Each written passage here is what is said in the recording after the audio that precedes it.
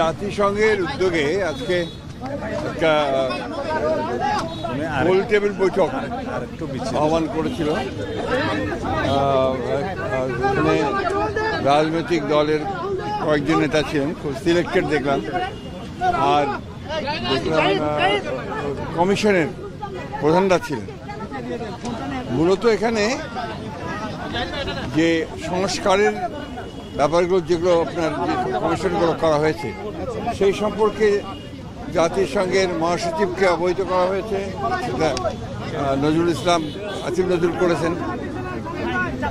আমরা আমাদের বক্তব্যের মধ্যে যে কথা আমরা বলে আসছি সে একই কথা বলেছি আমরা, যে সংস্কার তো অবশ্যই করতে হবে। আমরা তো সংস্কারের কথা সবার আগে বলেছি, সেই সংস্কারটা অবশ্যই করতে হবে, কিন্তু সেই সংস্কারটা যত দ্রুত করা যায়।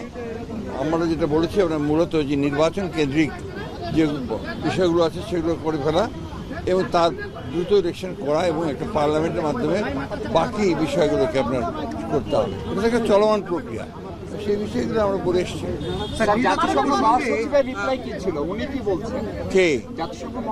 না না, উনি এই ব্যাপারে কোনো কমেন্ট করেন। এটা আমাদের আভ্যন্তরীণ ব্যাপারে। আসলে এই গোল টেবিলটার আমি ঠিক বুঝিনি আর কি। মানে কি হবে আপনাদের সঙ্গে সংস্কার কমিটির লোকজনও ছিল, একই সাথে সংস্কার কমিশনের যারা প্রধান তারা ছিলেন। সেখানে যে সংস্কারের কথাগুলো এলো, আপনারা কি কোনো টাইম ফ্রেমের কথা বললেন? যে আমরা ওখানে টাইম ফ্রেম কথা বলার কোনো প্রয়োজন নাই, কারণ এটা তো সম্পূর্ণ আমাদের আভ্যন্তরীণ ব্যাপার। আমরা সংস্কার কমিশনের সঙ্গে আমরা কথা বলছি, তাদের সঙ্গে আমাদের যোগাযোগ আছে এবং তারা যা চাচ্ছে আমরা সব তাদেরকে দিয়েছি।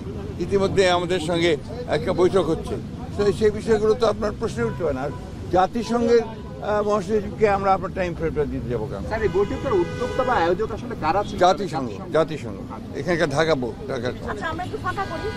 আমরা বলতে পারি যে আপনারা আগের কথাটাই বলেছেন যে সংস্কার চলমান প্রক্রিয়া, সেখানে নির্বাচনটি অতি দ্রুত সম্ভব কিনা বা সেই প্রক্রিয়া কেমন? সেটাই এটা জাতিসংঘের তরফ থেকে বলা হয়েছে, এটা বাংলাদেশের অভ্যন্তরীণ ব্যাপার। আপনারা বসে রিফর্মস কি নেবেন সেটা ঠিক করেন এবং ইলেকশন যা হবে সেটা বাংলাদেশের মানুষ সেটাই।